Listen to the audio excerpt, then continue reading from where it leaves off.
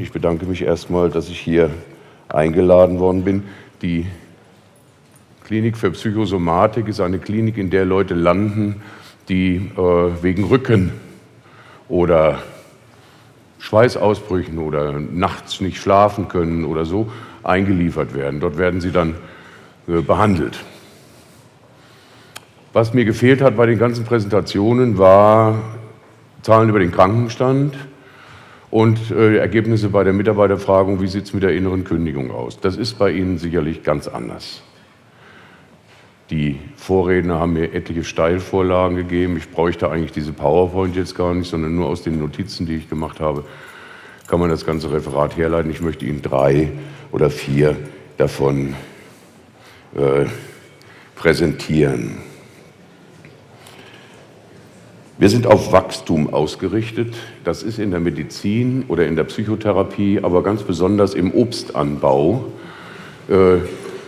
eine Regel, die nicht zu erfüllen ist. Ein Apfelbaum wächst so hoch und dann ist Schluss. Ein Unternehmen, und das ist jetzt ein Zitat von Clausewitz, einen eher militärisch orientierten Denker, der gesagt hat, Macht und Erfolg, Macht und Einfluss wächst bis zu einem bestimmten Kumulationspunkt und dann bricht es wieder zusammen. Auch das ist zyklisch im Gesundheitsbereich nachzuvollziehen. Sie arbeiten und arbeiten und arbeiten oder sie laufen. Einige von ihnen sind sicherlich Marathonläufer. Sie werden, wenn sie Kilometer 29, 30 überleben, den Lauf gut zu Ende bringen. Wenn sie bis dahin nicht gut trainiert sind, werden sie zusammenbrechen, völlig übersäuert. Ihr System wird sauer. Ein Begriff aus der Psychotherapie: Wenn ein System sauer wird, dann wird es entweder aggressiv oder depressiv. Sie brechen entweder zusammen oder sie hauen dem Nächsten, der ihnen eine Wasserflasche hinhält. Das ist verboten. Aber was will man machen? So ist die Welt, sagt der Chef. Ne? So ist das Leben. Also, ich möchte Sie ein wenig entführen, nicht in Ihre Zukunft, aber vielleicht ein bisschen warnen mit dem, was ich hier präsentiere, dass Sie in der Zeit, in der Sie jetzt hier relativ satt sitzen, lieber auf die Oma hören sollten, die gesagt hat, spare in der Zeit, dann hast du in der Not. Und das bezieht sich nicht aufs Geld, sondern bezieht sich auf die Lebensmittel. Und eines der Lebensmittel, die wir brauchen, um zu überleben, ist menschliche Wärme, Solidarität und Liebe. Liebe hat keinen Platz im QM. Ist kein, kann man jetzt nicht so unbedingt mit irgendeiner Scorecard oder mit was auch immer messen. Liebe untereinander, ein Begriff, der bedauerlicherweise von der Gewerkschaft mit Solidarität besetzt worden ist.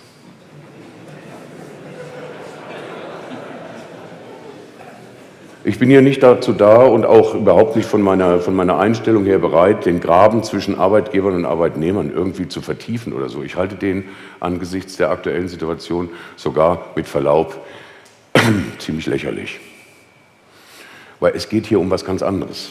Es geht hier um das psychische, physische und soziale Wohlbefinden aller.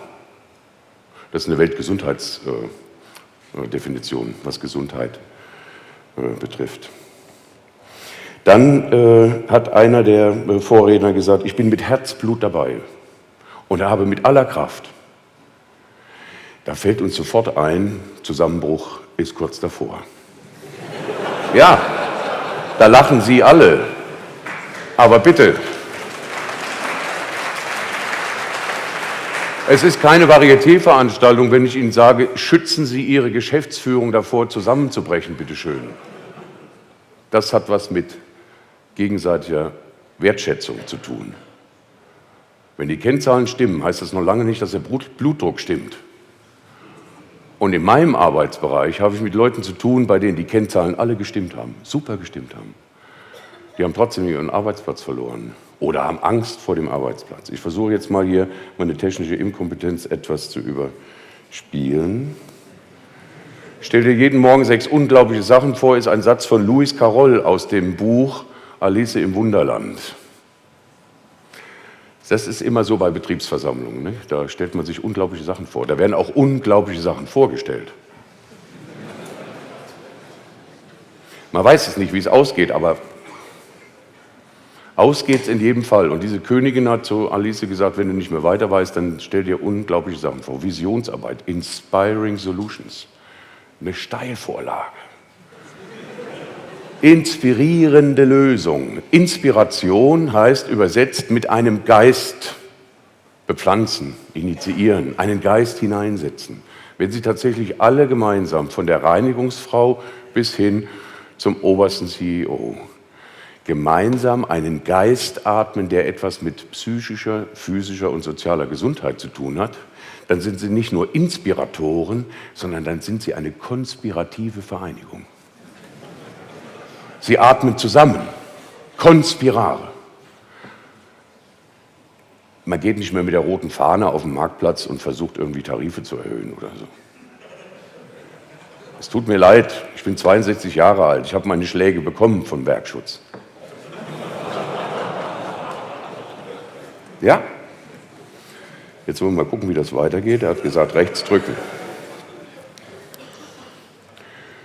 Führungskräfte und Nicht-Führungskräfte, auch diesen Graben will ich gar nicht mehr weiter vertiefen, weil sie alle sind Führungskräfte. In irgendeinem Bereich sind sie Führungskräfte. Ob es in der Familie ist, ob sie ihr Leben führen, ob sie Vorsitzender in einem Schrebergartenverein sind oder ob sie ein Auto fahren, sie führen auf irgendeinem ihrer Lebensgebiete immer. Und es ist analog zu Führungskräften mit Verantwortung für Leib und Seele immer verbunden. Wenn die Tochter fragt, Mama, wo führt das alles hin, haben dann die Mütter eine Antwort? Ich glaube nicht. Und wenn der Sohn den Vater fragt, Vater, wo führst du mich hin? Weiß ich auch nicht genau, ob Papa da eine Antwort weiß. In Katar ist der, glaube ich, der Weltklimagipfel gerade. Das ist das Land, was pro Kopf und pro Quadratmeter am meisten CO2 ausstößt. Und wenn die Weltmeisterschaft gebaut wird, dann werden die Stadien klimatisiert. Und da wird jetzt gerade ein Weltklimagipfel. Wenn mein Sohn mich fragte, Papa, wo führt das alles hin? Frag Mama, hilft da auch nicht mehr. Wir leben in einer Zeit, in der wir unbeantwortete Fragen aushalten müssen. Die Zeiten, Renten sind sicher oder auf diese Steine können Sie bauen, das ist nicht mehr so.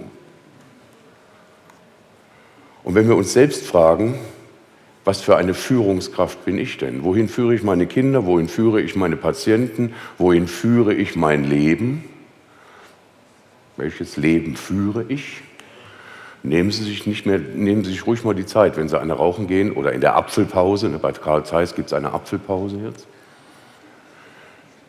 Finde ich unheimlich störend, dieses kauende Geräusch, aber es gibt keine Rückzugsräume für Apfelesser.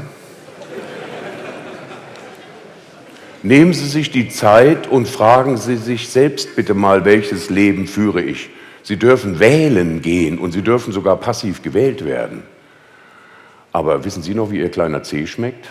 Oder wissen Sie ganz genau, wozu ein Gelbkörperhormon da ist? Keine Ahnung. Also kümmern Sie sich mal ein bisschen mehr um sich. Machen Sie mal Ihre eigenen Kennzahlen. Machen Sie mal eine Liste. Was will ich erreichen nächstes Jahr? Und zwar nicht den 45er Oberarm im bezahlten Mucki-Studio und auch nicht die 3 Stunden beim Hanse-Marathon, sondern was mir psychisch, seelisch, sozial und physisch gut tut. Welche Antwort geben Sie dann? Und vor allen Dingen, das ist jetzt eine interne Mitarbeiterbefragung. Wir sind ja multifren, wir haben verschiedene Rollen im Kopf und so. Auch noch die im Internet, haben wir auch noch welche. Welche Antworten geben Sie sich denn? Oder sind Sie wirklich ehrlich zu Ihrer Familie? Sind Sie wirklich ehrlich zu Ihrer Familie? Wenn Sie sagen, ich muss ja dieses Geld nach Hause bringen, damit es meinen Kindern mal besser geht, ist das die Wahrheit? Sie können es gar nicht garantieren, dass es Ihren Kindern besser geht. Sie können 10.000 netto mit nach Hause bringen und Sie wissen nicht, ob es Ihren Kindern besser geht oder nicht. Drogensucht, Gewaltkriminalität, Depression, frühe Konzentrationsstörungen haben nichts mit dem Einkommen zu tun. Da kann Papa so viele Schichten fahren, wie er will. Wie soll es denn unseren Kindern besser gehen? Provokation heißt auf Deutsch für etwas laut rufen. Also, rufen Sie laut und deutlich. Fragen Sie laut und deutlich. Nicht mehr, wann es die nächste Tariferhöhung gibt oder ob wir das oder das oder das. Nee, fragen Sie sich selbst. Sie haben ja sicherlich gesunde Lampen. Ich kenne viele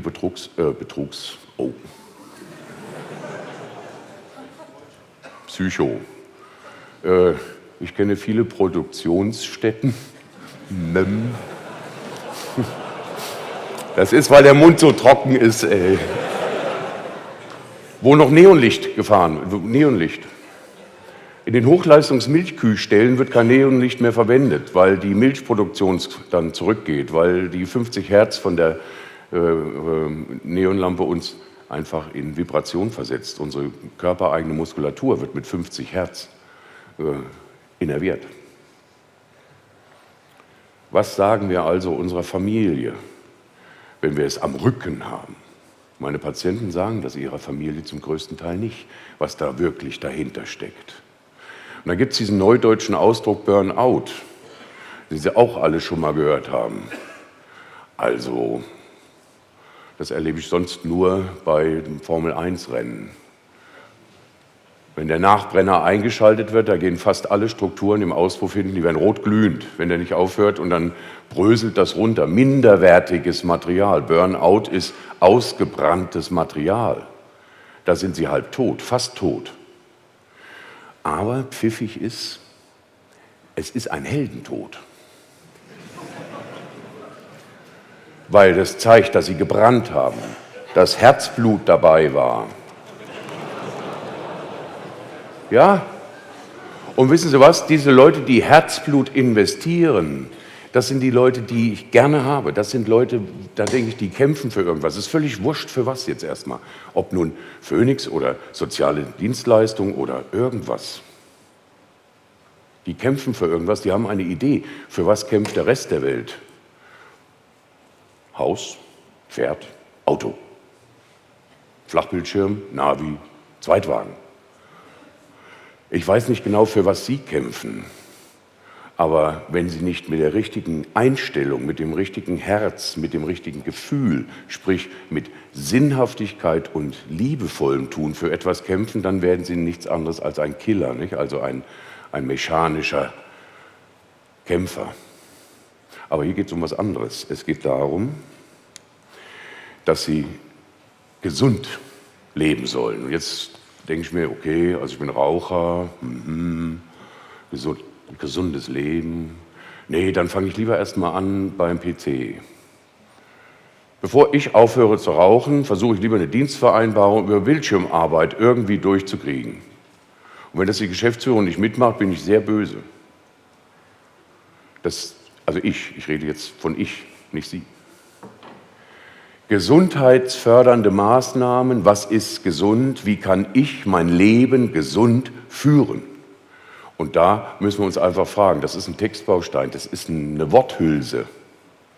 Weil gesund, weiß ich nicht, was das ist. Ich kenne keinen gesund. Ich bin seit 35 Jahren im therapeutisch-medizinischen Geschäft. Ich kenne niemanden, der gesund ist. Die haben entweder alle eine Klatsche oder Rücken. Und selbst 12-Jährige haben Hüftgelenksverschleiß und 8-Jährige haben Stress und 4-Jährige haben Stress. Wieso? Weil da müssen sie erstmal die Viertelgeige spielen lernen und dann müssen sie noch in den Karateverein natürlich zum Selbstverteidigen oder so. Vater, so eine Wampe, ne?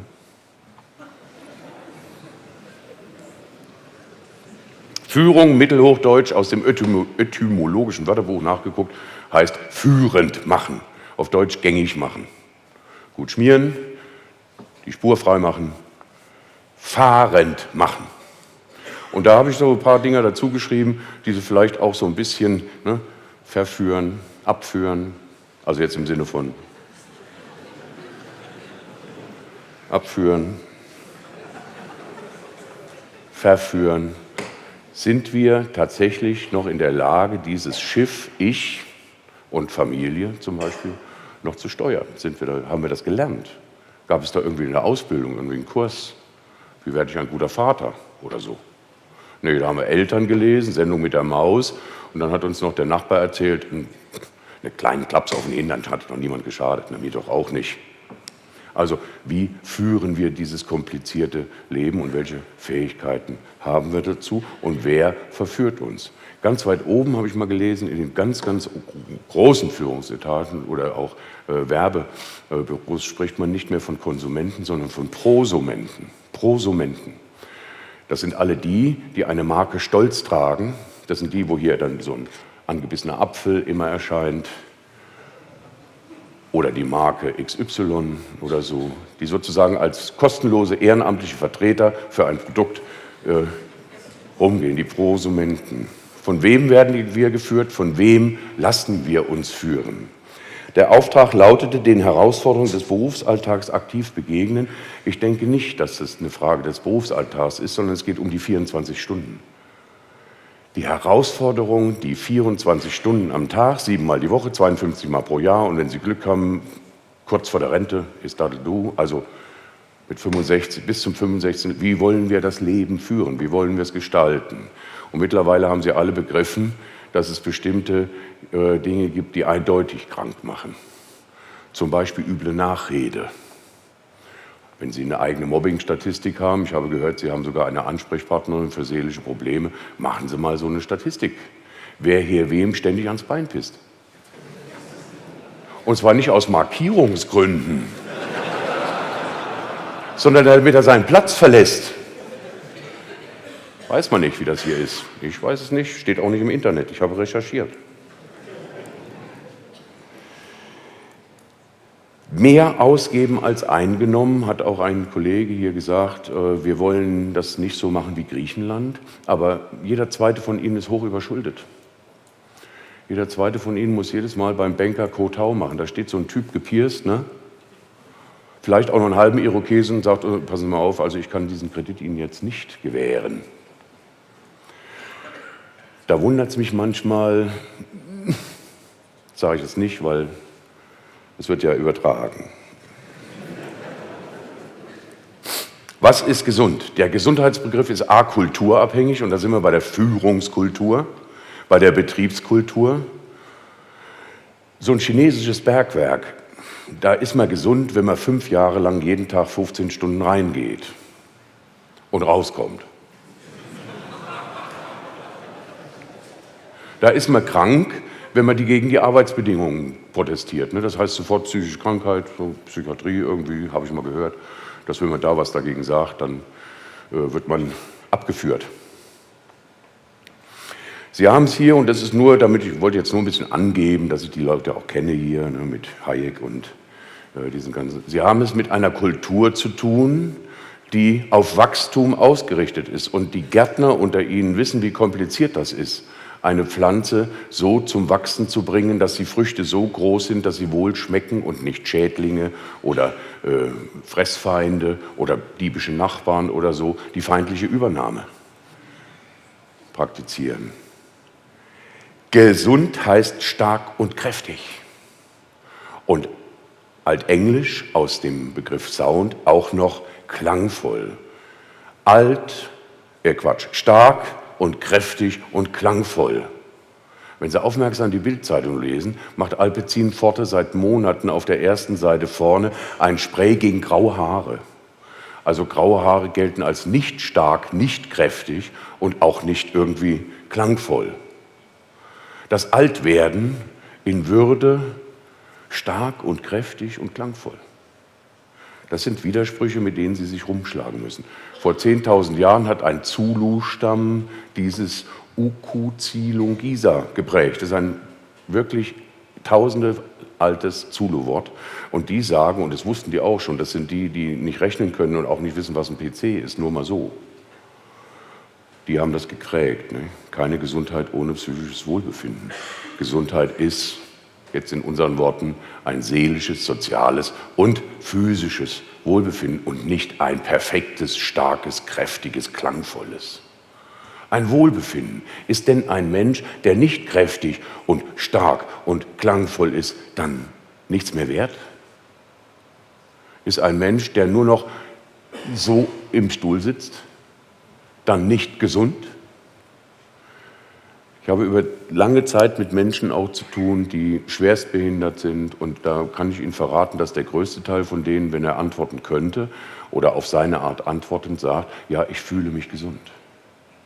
Das sind die Leute, denen Sie alle die Tür aufmachen, weil sie denken, die Armen. Fühlen Sie sich gesund? Es ist eine Frage der Eigendefinition. Wenn ich mich wohlfühle, wenn ich kraftvoll im Geiste bin, dann bin ich auch bereit, 12 Stunden zu arbeiten auf die Tarife. Gesund ist nicht kraftvoll nur, sondern es ist auch seelisch der Zustand, in dem ich mich wohlfühle, in dem ich mich geborgen fühle. Wir haben nur 2 Hauptgründe, um überhaupt auf der Welt zu sein. Der eine ist, dass wir geborgen und geliebt werden und der andere ist, dass wir nicht aufgefressen werden und auch im übertragenen Sinne nicht aufgefressen werden. Das Wort Corporate Identity hat so eine Bewegung.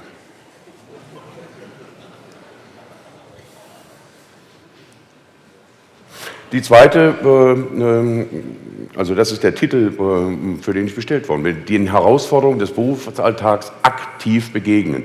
Da ist meine Frage, gibt es den Berufsalltag? Ich finde nicht. Meine Arbeit ist ich arbeite zwischen 10 und 12 Stunden pro Tag und ich sehe das als bezahlte Freizeit an. Das ist doch geil, irgendwie. Andere müssen in ihrer Freizeit was ausgeben. Ja, pass auf mit deiner Gesundheit, sagt dann meine Mutter immer. Ne? Sie sind ja immer noch Sohn, auch wenn Sie 62 sind. Und was heißt aktiv? Wie geht das überhaupt? Die Herausforderung des Berufsalltags aktiv gestalten. Aktiv heißt, ich habe die Möglichkeit, die Handlungsfähigkeit, vielleicht sogar die Handlungshoheit in manchen Bereichen, um an den Ventilen zu drehen. Habe ich doch gar nicht. Und dann, was heißt begegnen? Das ist so neudeutsch freundlich. Hey, Krise, schön, dass wir uns begegnen. Du bist eine Herausforderung für mich. Dieser Zynismus setzt sich in der Sprache fort bis in die einzelnen therapeutischen oder bei Ihnen personalpolitischen Entscheidungen. Begegnen, aktiv begegnen. Das setzt voraus, dass ich ein Rückgrat habe, dass ich mich hinstellen kann und dass ich auch was aushalten kann und dass ich das Go mir selber gebe. Sie haben vielleicht schon mal was von Neuroenhancement gehört. Das ist die pharmazeutische Möglichkeit, sich am Laufen zu halten mit maßgeschneiderten Medikamenten. Die zweite Zeile war, wer ohne Ende arbeitet und ständig erreichbar sein will. Ich lese das hier jetzt von dem Auftrag ab. Ne? Der hat keine Zeit mehr zum Elternabend zu gehen. Fragen Sie mal rum, welche Väter in Eltern, also die noch eine Frau haben, mit zum Elternabend gehen. Wie viele Väter gehen mit zum Elternabend? Und wissen Sie was, das ist kein Geheimnis, ab 40, jetzt brauchen Sie nicht nach links und rechts zu gucken oder beschämt nach unten, ab 40 hat der deutsche Mann schwerwiegende und nicht nur einmalige Potenzstörungen. Das sind Fakten. Wer also ohne Ende arbeitet und ständig erreichbar sein will, ist dann eben auf anderen Ebenen nicht mehr erreichbar. Das liegt in der Natur der Sache, weil Libido, die Kraft zur Fortpflanzung, die Kraft, um Liebe zu machen oder so, macht nur dann Sinn, wenn die Zukunft gesichert ist und wenn die Gegenwart einigermaßen schön ist. Und das Nächste, wer ohne Ende arbeitet und ständig erreichbar ist, der hat auch keine Kraft mehr, Nein zu sagen. Der hat also keine Kraft mehr, sich abzugrenzen und zu sagen, bis hierhin und nicht weiter, weil er hat keine Grenzen. 100% Kraft zu geben in die Arbeit heißt 0 Kraft im Bett. Geben Sie lieber 80%. Ich meine jetzt auch schlafen, ne? Also ausruhen.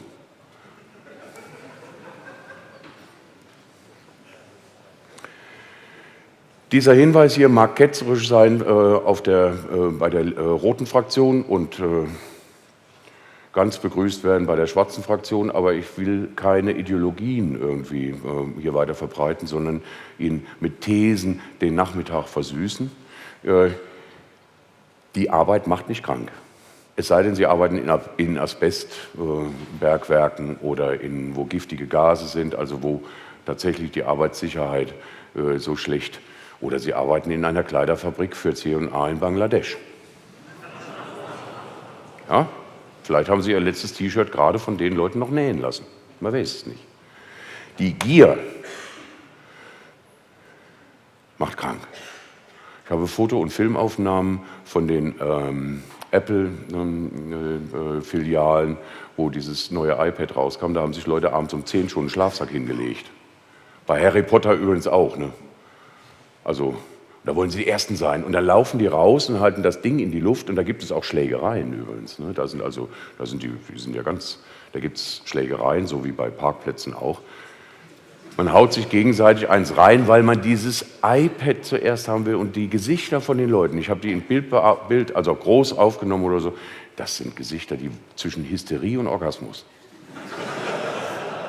Wahnsinn! Wegen so einem Teil. Ich bin hier in der Höhle des Löwen, was Elektronik angeht. Das Zweite ist die Angst, nicht mehr dazuzugehören. Das ist ein Schreibfehler. Die Angst, nicht mehr dazuzugehören. Die Untersuchungen der KZs haben ergeben, dass die polnischen oder rumänischen, tschechischen Kalfaktoren, die also mitgemacht haben, die auch die Hebel umgelegt haben, es nicht gemacht haben, weil sie überzeugte Nazis waren, sondern weil sie, wenn sie es nicht gemacht haben, nicht mehr dazugehören. Die Mitläufer, die machen das alles mit, damit sie noch dazugehören. In Mecklenburg-Vorpommern gibt es Lehrlingsvermittlungsstellen, die von den NPD-Büros finanziert werden, wo man dann sagt, pass mal auf, also komm zu uns, kriegst eine Lehrstelle. Die Kids, die da hingehen, sind garantiert nicht irgendwie, wissen nicht, wer Hitler war oder so, aber die wollen eine Lehrstelle haben. Die Mitläufer, die das kleinere Übel wählen. Nicht Nein sagen, sondern Ja sagen, damit ich meine Ruhe habe. Das sind die beiden Faktoren, die wirklich krank machen. Ansonsten kann ich mich erinnern, dass meine Großmutter auf dem Hof bis zu 18 Stunden gearbeitet hat. Und die ist 92 Jahre alt geworden und hatte ein bisschen Hüftarthrose. Die Ärzte haben gesagt, die will einfach nicht sterben. Die ist so gesund, die will nicht sterben. Die hat Fett gegessen ohne Ende. Die hat das Gänseschmalz mit dem Esslöffel gegessen. Und geraucht und gesoffen auch. Der mongolische Hirte raucht am Tag so viel wie ein Deutscher im Monat, ja, aus großen Rauchgefäßen und säuft Whisky ohne Ende. Er bewegt sich aber viel. Und er hat etwas, was die meisten von uns nicht mehr haben. Die haben einen übergeordneten Sinn, einen Spirit. Und so gesehen sind sie hier in einem guten Verein. Was wirkt auf mich wie? Das nudel ich relativ schnell durch, das wissen Sie selber auch. Da hat man Probleme mit dem Nachbarn oder mit der Bank oder das Auto springt nicht an oder die Waschmaschine, das kennen wir alles. Oder irgendwie der Freund von der Tochter ist ein spastisch gelähmter Moslem. Ja, sag mal, da hört es aber auf. Ja, da hört bei einigen die Toleranz auf plötzlich. Ansonsten gehen wir ja hin und sagen, ne, wir sind eine moderne Gesellschaft. Also viele von Ihnen haben unheimlich viel am Hacken. Das sind Faktoren, die nennen wir dann Baustellen. Und diese Baustellen müssen wir dann noch irgendwie, wir müssen noch an diesen Baustellen arbeiten oder so. Übertragen Sie das mal. Nehmen Sie mal 7 Häuser, Baustellen, Ausschachten, Fundament bei dem einen steht, bei dem anderen gibt es einen Wassereinbruch, bei dem dritten gibt es gesetzliche Schwierigkeiten, keine Zulassung, die Ämter spielen nicht mit und. Wenn Sie 7 Baustellen haben in real, da werden Sie verrückt. Das geht gar nicht. Aber im Koppe.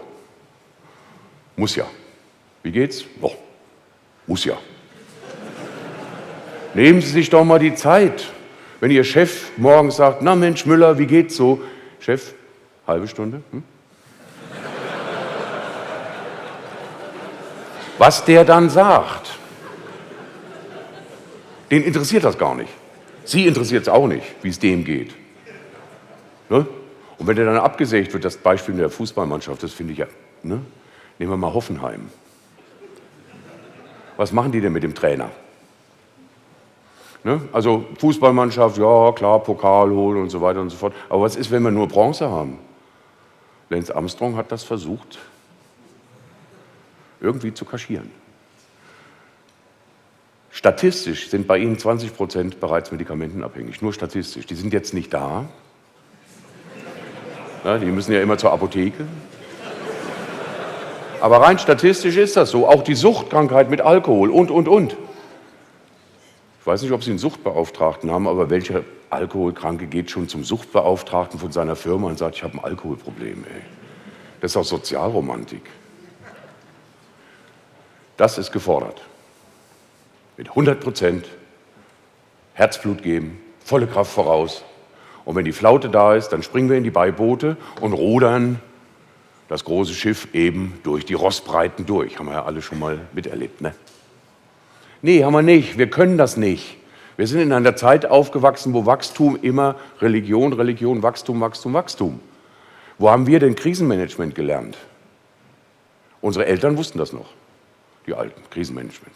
2 Währungsreformen, was weiß ich, 2 Kriege oder so, die wussten, wie das geht. Wir sind fett aufgewachsen, satt. Woher sollen wir wissen, wie es mit einer Krise umzugehen ist? Ne? Wir müssen immer stark sein, aber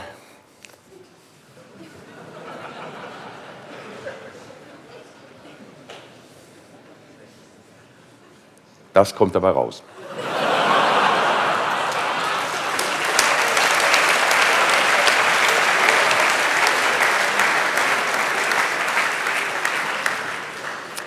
Dauert noch ein bisschen. Also die Empfehlung, mal den Hintern hochzuheben, so mit beiden Händen sich selbst das Gesäß zu massieren, ist nicht dumm. Auch das ist bei Ihnen nicht so. Sie haben gar nicht so viele Alte, habe ich gerade eben gehört, mit Erstaunen. IG Metall hat gar nicht so viel, also in den Berufen, die im Metall angeschlossen sind, gibt es gar nicht so viele Alte.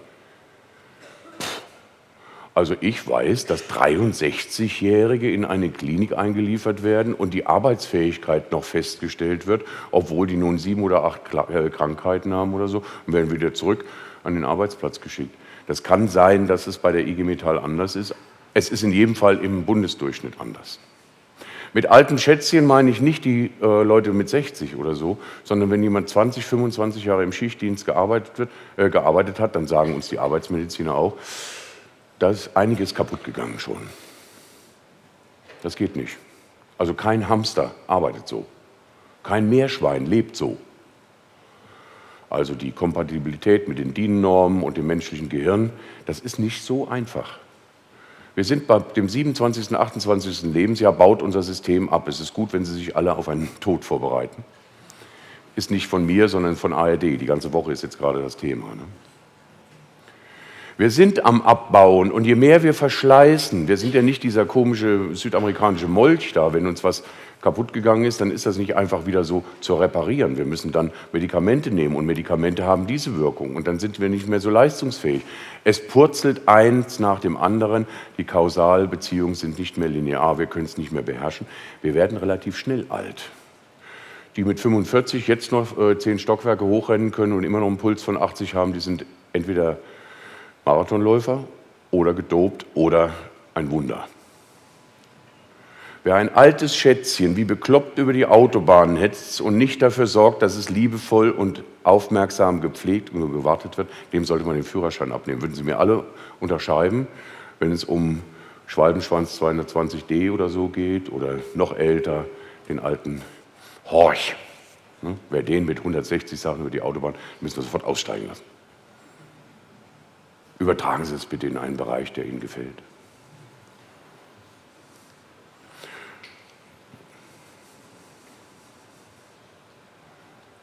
Ne? Brauchen wir nicht lange drüber zu reden. Können Sie selber mal nachforschen, ob in Ihrem Bekanntenkreis jemand ist, der sich bis auf den letzten Tropfen ausquetschen lässt. Das sind die, die mit 100% fahren. Da bleibt kein Saft mehr für zu Hause übrig.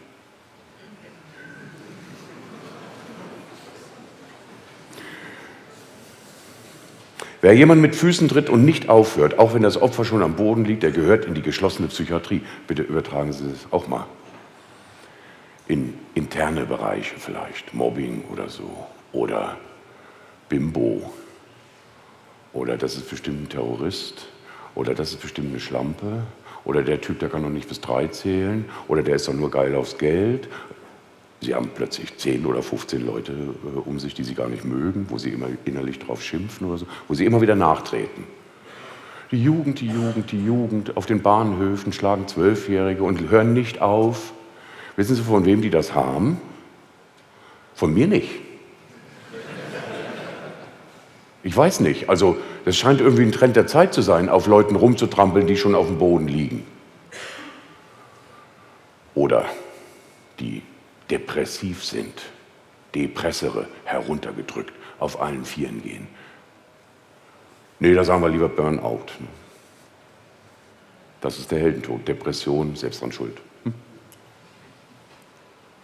Das suchen die Mitarbeiter im Beruf, das wissen sie auswendig, was sie im Beruf suchen. Das ist von Professor Nieschmidt eine Folie, ein Mann, der sie ganz anders unterhält, wo sie nur noch mit offenem Mund dastehen. Es lohnt sich, den mal einzuladen. Professor Nieschmidt, der Gründer der Bundeswehrhochschulen und einer der Chefpersonalplaner von Siemens 72 bis 76. Soziale Geborgenheit und Sicherheit, Selbstbestätigung, Selbstachtung, Vertrauen durch Konsens. Nicht Vertrauen durch Dekret, sondern Vertrauen durch Konsens. Und das sieht ja in der Regel so aus, dass man sagt, also jetzt komm, jetzt auch mal Konsens.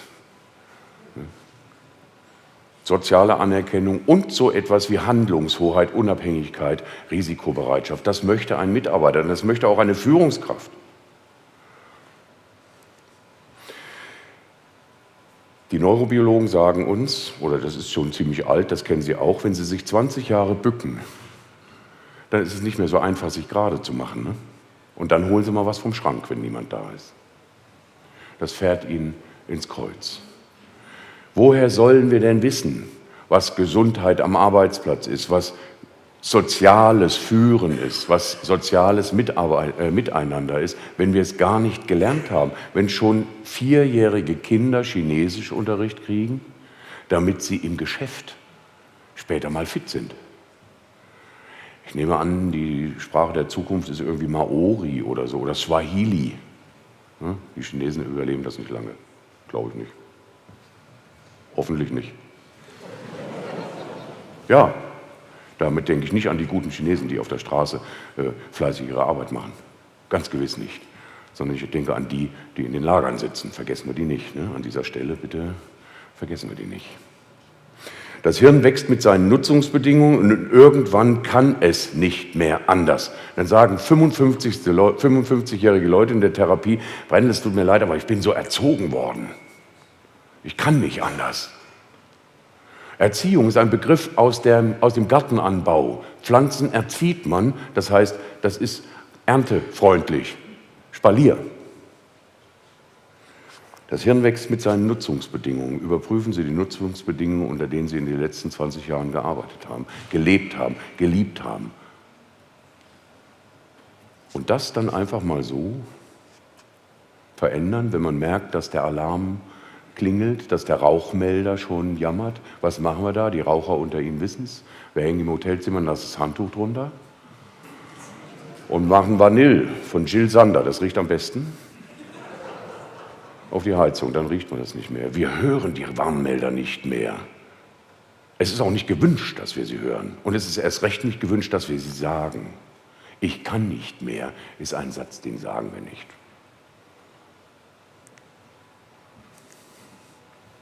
Weg. Da. Auf der Autobahn hierher steht ein Schild, lasst dir Zeit. Bei einer großen Firma, wo ich vor ein paar Wochen war, hieß es, wir müssen den Takt erhöhen. Wie geht denn das? Jetzt bin ich als kleiner 10-Jähriger, sage ich, Papa, du, da steht, lass dir Zeit. Und du sagst aber, Papa muss immer mehr arbeiten, muss immer mehr gehen. Wie geht das? Erklären Sie es Ihrem Sohn? Ja, auf der Autobahn ist das was anderes. Ja, kommt irgendeiner mit 200 Sachen an Ihnen vorbei. Ne? Der muss schnell zur Arbeit. Er hat irgendein Projekt. Sei ganz du, ne? Selbstverwirklichung, alles das, die Mitte finden. Sie haben bestimmt auch irgendjemanden im Bekanntenkreis, der eine Salzkristalllampe irgendwo rumstehen hat und immer Om sagt. Selbstverwirklichung, ja mit was denn? Wer gibt uns denn die Tipps? Wer wir sind, für was wir gehen, was wir auf keinen Fall machen sollten? Wo haben wir die denn her? Aus dem Spiegel? Nicht. Nee. Stefan Raab gibt uns da auch nicht so viel Tipps.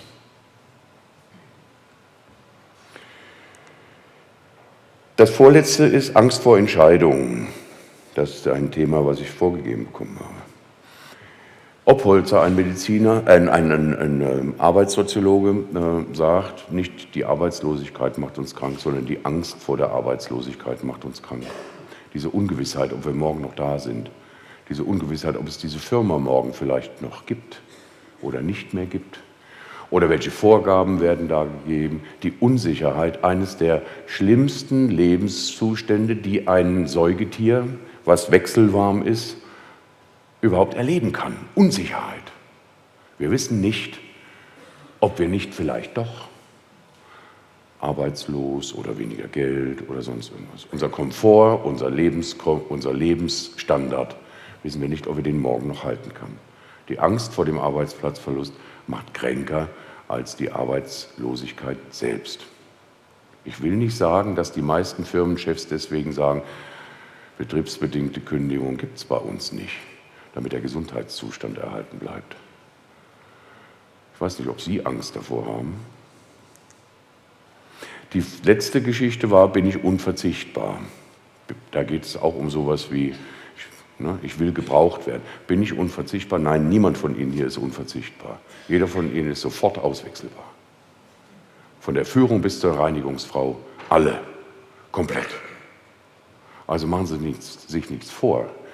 Auf einer Tagung in Eisenach vor ein paar Monaten war ein Workshop wertschätzende Dialogführung zur Steigerung der Arbeitsbereitschaft. Hä? Du bist okay, ey? Ja? Wertschätzende Dialogführung zur Steigerung der Arbeitsbereitschaft. Das können Sie nachlesen, EREF-Tagung in Eisenach. Ich bin austauschbar und dieses Wissen, nicht einmalig zu sein, das werden Sie als Frau oder Mann auch kennen, was die Ehe angeht. Ne? Schatz, bin ich wirklich der Einzige? Ja. Na gut, dann gehe ich auch weiter für dich arbeiten. Was für ein Drama, ne? Wenn die sagen würde, du bist austauschbar. Ja? Luigi, Egon und Horst waren schon da.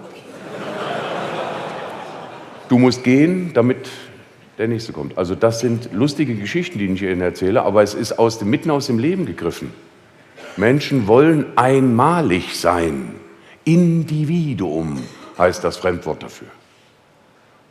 Und Menschen wollen sich auch ein bisschen selbst bestimmen. Das nennt man Autonomiebestreben oder Selbstwirksamkeitsbestreben. Da sehen Sie es. Ich bin ein Kopf, aber ohne Selbstbehauptung.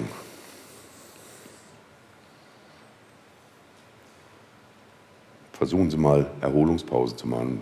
Die Fernfahrer müssen normalerweise gesetzlich oder können das einteilen, nach jeder Stunde eine Viertelstunde Pause. Das macht keiner. Obwohl es normal gut wäre. Ne? Raus aus dem Bock, mal im Kreis rumrennen und dann wieder rein. Macht keiner. Die überziehen die Fahrzeiten sowieso. Schlafen dann neben einem Tiefkühllaster auf der Raststätte, der so alle 2 Minuten den Generator anspringen lässt. Also wer macht das schon? Wer sorgt wirklich dafür? Nee, können wir nach der Arbeit machen. Nach der Arbeit kommt aber entweder die After-Work-Party oder aber Fit for Job. Und dann haben wir das noch und das noch und das noch. Wo können wir denn Pause machen? Wo machen Sie wirklich Pause? Im Urlaub, da lache ich Sie aus. Das ist so ähnlich wie schaffe, Häusle baue und nicht nach dem Mädel schaue, aber mit 65 dann eine Harley kaufen und ab zu den Chicks. Das ist ein Irrtum. Sie können nicht Zeit aufsparen und sich dann en bloc erholen oder im Vorfeld vorschlafen oder so. Das ist gegen den Rhythmus. Das können Sie nochmal durchlesen. Und unten der letzte Satz ist entscheidend für Sie. Wenn Sie diesen Krampf weitermachen und den Arbeiter als ständig, der will immer mehr Geld, oder die Führungskraft, die will immer weniger Geld, die tun ja so, als ob das ihr Geld ist oder so. Wenn Sie diesen Krampf weitermachen und diese Schlucht weiter tiefer schlagen, werden Sie in den nächsten kommenden Jahrzehnten keine wirkliche Veränderung des Arbeitsklimas oder der Arbeitskultur erreichen. Das ist so, wie wenn Sie eine Klimakonferenz machen und irgendjemand sagt dann, nee, also ist noch nicht so weit, die Luft, es gibt ja noch grüne Bäume an der Autobahn, ne? So schlimm ist das noch gar nicht. Überwinden Sie diese Kluft, setzen Sie sich zusammen an einen Tisch, weil egal, ob Sie in der Kantine arbeiten oder in irgendeiner mittleren Führungsebene oder sonst irgendwas, Sie haben dieselben Leiden. Marcel Reich-Ranitzky hat gesagt, naja, also ich bin lieber im Taxi traurig als im Linienbus. Das ist der einzige Vorteil, den die Leute haben, die oben stehen. Die können in Ruhe im Taxi alleine weinen. Sie müssen im Linienbus weinen. Das ist der einzige Unterschied. Ansonsten riechen wir alle gleich. Ich werde seelisch krank, wenn ich keinen Sinn in der Sache mehr sehe, wenn ich die Dinge nicht mehr verstehe und wenn ich sowieso nichts ändern kann.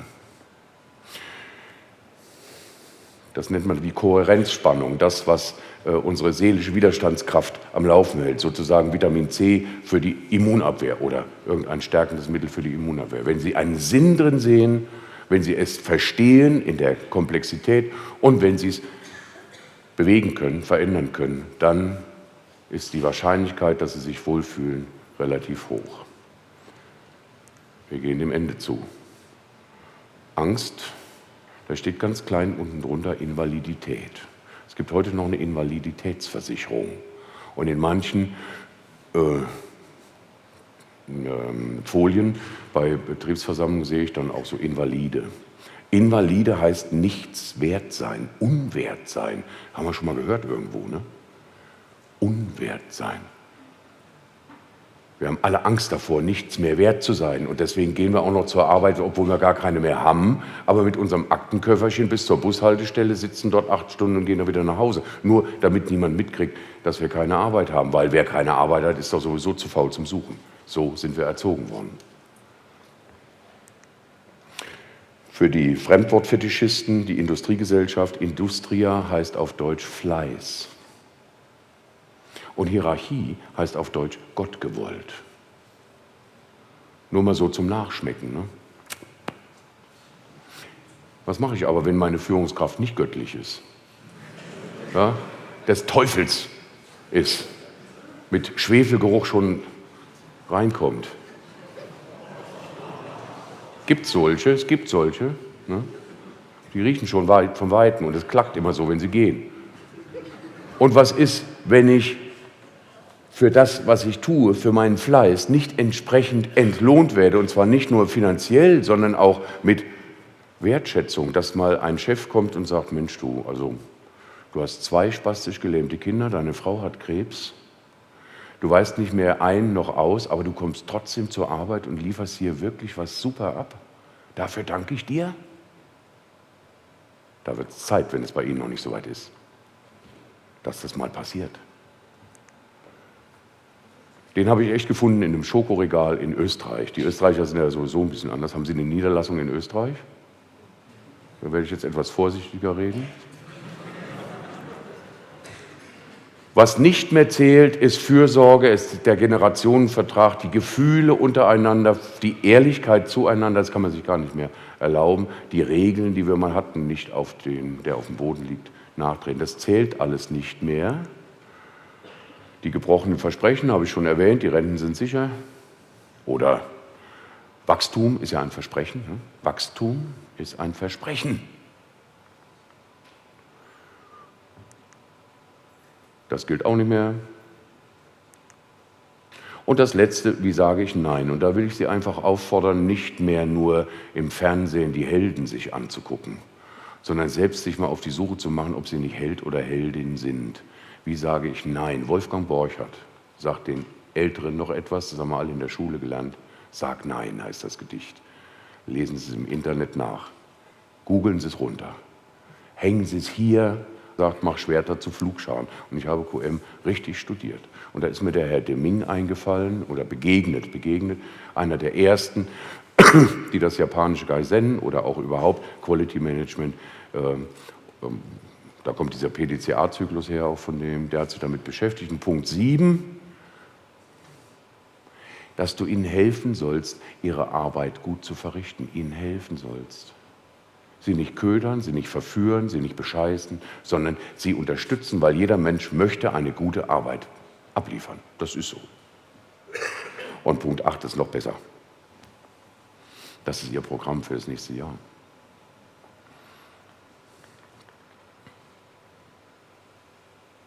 Das ist ein Ding, ne? 1946. Nur mal so, brandneu.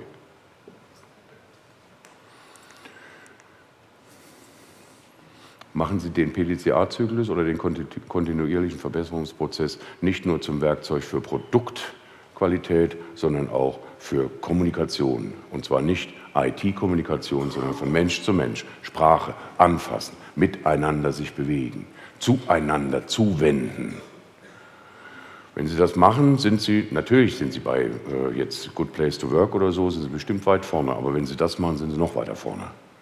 Die Zukunft liegt wirklich nicht mehr nur im Produktivsein auf dem Hardware-Sektor, sondern genauso auch, und damit werden auch Arbeitsplätze geworben, die soziale Kompetenz, das soziale Miteinander in dem Betrieb. Wenn wir über Zukunft reden, dann haben Sie Ihre Bauteile, die Sie planen für die nächsten Jahre und den Umsatz für 2020.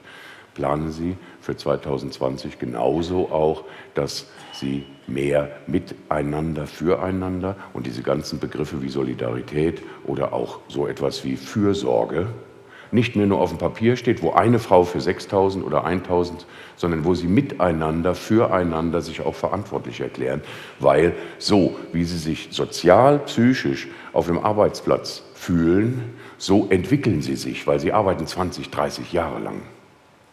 Wenn Sie da eine bestimmte Haltung einnehmen, eine bestimmte DIN-ISO-Norm einnehmen oder so, kommen Sie nicht mehr raus. Also fangen Sie an, schön sich miteinander abzugeben, liebevoll miteinander abzugeben, auch wenn es außer Mode ist. Aber fangen Sie damit an. Nicht wie Steve Jobs oder Walmart oder so, wo man sich gegenseitig in den Arm nimmt und irgendwie Ballettröckchen anziehen soll, sondern wenn ein Teil Ihres Herzblut, dann bitteschön für den Mitmenschen, weil das ist Prävention pur. Und sagen Sie nicht nur Ihren Kindern, sie sollen sich 3-mal die Zähne putzen, sondern sagen Sie auch Ihren Chefs und Ihren Mitarbeitern, dass sie ruhig auch mal ihre Seele putzen dürfen. Das war's. Alle an einen Tisch setzen. Wenn Sie das hinkriegen, ich sehe ja, wie schlecht es mit Ihrem Umsatz ist. Ne? Da war ich vorhin kurzfristig geneigt zu sagen, okay, 10% von meinem Honorar.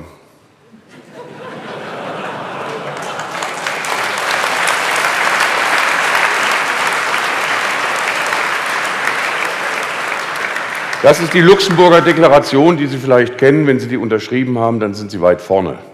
Und das ist das Wesen, was Sie brauchen, um tatsächlich innovativ zu sein und tatsächlich inspirierend zu sein.